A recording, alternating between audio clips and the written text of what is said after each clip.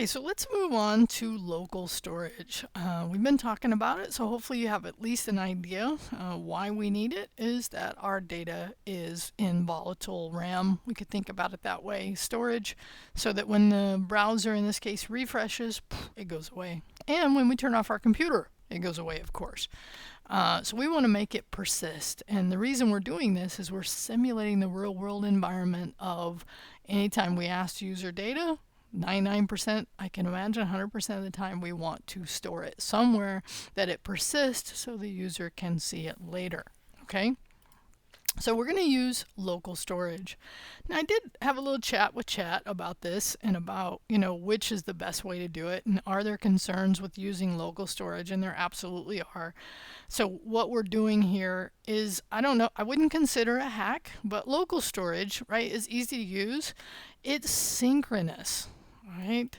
And we're going to be talking about, I've brought up the idea of synchronous versus asynchronous, right? So it's in this case, right, it's blocking, right? So it has to run.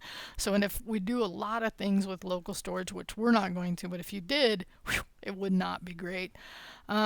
It stores data without expiration time. It has fairly, you can store 5 to 10 megs, so oftentimes this can be used also for other things. And this is a key. It's limited to string-based key value pairs, right? So what we've been doing in objects to create objects, right, has not been in a string-based key value pair. So we're going to do something called, if you learn about something called what is JSON. JSON is such an important topic for JavaScript because it is the way, right? It's a way we exchange data.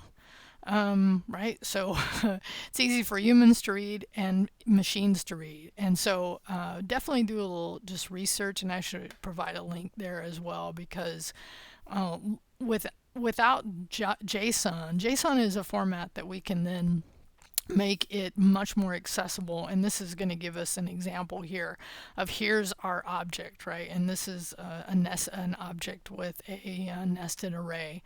But when there's a method we have on JSON that's called stringify, and when we do that, it's actually halting a little bit, right? We call stringify on that object. In order to stringify it so that we can then store it in local storage. So if we don't do the step of stringifying it, so when we're storing things into local storage, we stringify it, and when we bring it back so that we can deal with it in JavaScript, we can code, we can manipulate the data, we have to parse it. So we're in our app, think about this, right? When would we want to store in local storage? Well, as soon as the user enters data. And then when would we want to bring local storage back, right? Is when the person either deletes an item or loads the page. So we have to think about, and this is one of the things I'll probably do a code challenge on after we write some code here, but is that idea. But you can get introduced to local storage just by going to the console and typing local storage, right? So right now there's nothing in my local storage. But I could do local storage, right? That's the, and in this case, we're using a built-in API here, built into the browser, local storage. I don't know if we'd refer to it as an API. It's just a part of the browser. It's part of what we call all the collection of the web API stuff.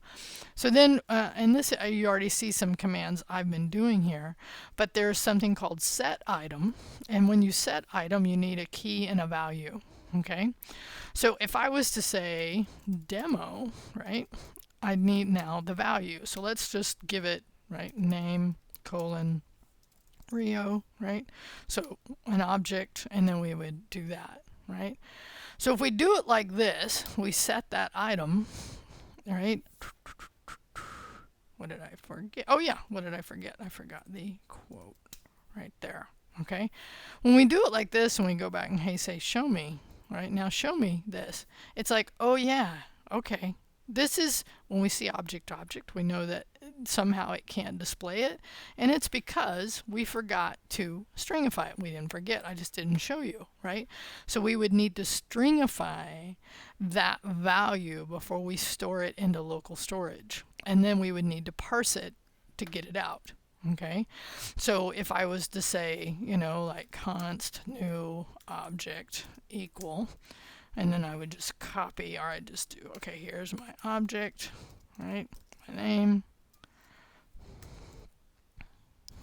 end it, there we go, okay, there's my object, oh, I don't need that, okay, so then I'd have to say, so I'd say new, so what I want to do is stringify this now, okay, so I would say, and I would maybe call it serialized just so I could see it and know that it's different, is going to be equal to JSON dot, okay, stringify. And what am I going to stringify? I'm going to stringify that new object. Okay, so now if I just looked at that serialized object, there it is, right? Notice it looks different. Make this a little bigger.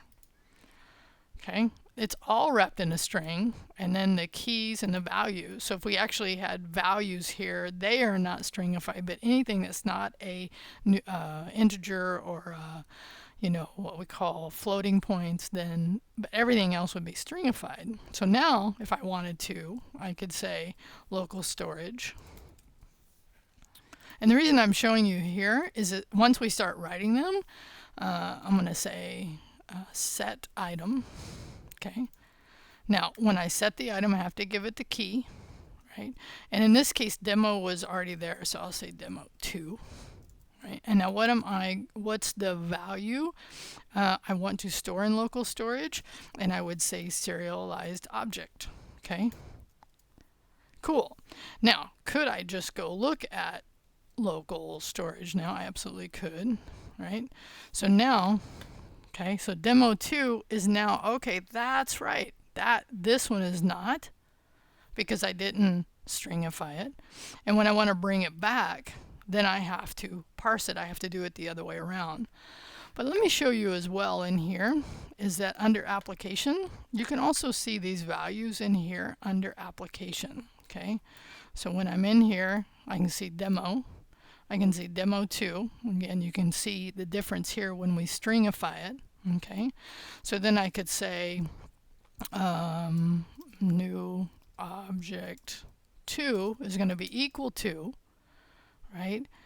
Oh, actually, I don't want to do that. What I want to do is get the item back, right? So if I was to, and this is good, if I was to refresh the page, notice how it's still here, right? But in order for me to use it, I have to do the other process, right? Which is the parse. So those are the two companion, oh, it's not listed there. I think it was listed here. I thought I had it on one of the pages, right? So now I want to get the item. So let's get it back, okay? So let's say, and because I've cleared, I can now do const new object. It's going to be equal to, but in this case, the object is, right? Okay, is going to be equal to get our local storage, right? Oop. Local storage. And now dot get item, and now I have to have that key. So what I want to bring back is I want to bring back the demo 2 one. Cool. Let's see what, oh yeah, helps when you actually, that should work. But if I was to look at it, right, it's still in this serialized form. So I'd have to do const new object now is going to be equal to, now I have to do the other process. So JSON.parse, what is the name? New object serialized. And now when I do new object, now I have it in the form that I need it. Okay? So we're going to write code that actually does this, but I wanted you to see from just the browser and then the commands, because once we start writing them, and it's always good to come back to the browser to do that. By the way, before we leave and start writing some code here, okay, What I would do is you could also, and there's an option here to clear individual items or clear all or clear selected. And trust me, during the time when we start using local storage, there is going to be examples or times you're going to want to do this. So I'm just going to clear them all and then nothing's in there. So I can clear that storage. Okay. Okay, here's what I want you to do. Before we move on, we're going to move on and now actually write some code. I know I didn't have you do any code along here. But what I want you to do is in your notes, right? Tell me, right? Or check out also these links and tell me your understanding of local storage. Why are we using it and what are the methods and why do we need them, right? And you can talk about JSON here. We need to have the methods to convert from what we know is object literals into serialized. We have to serialize the data in order to store it into local storage. Okay, so put that in your notes. I'll put something in here and now we'll actually write some code that utilizes it.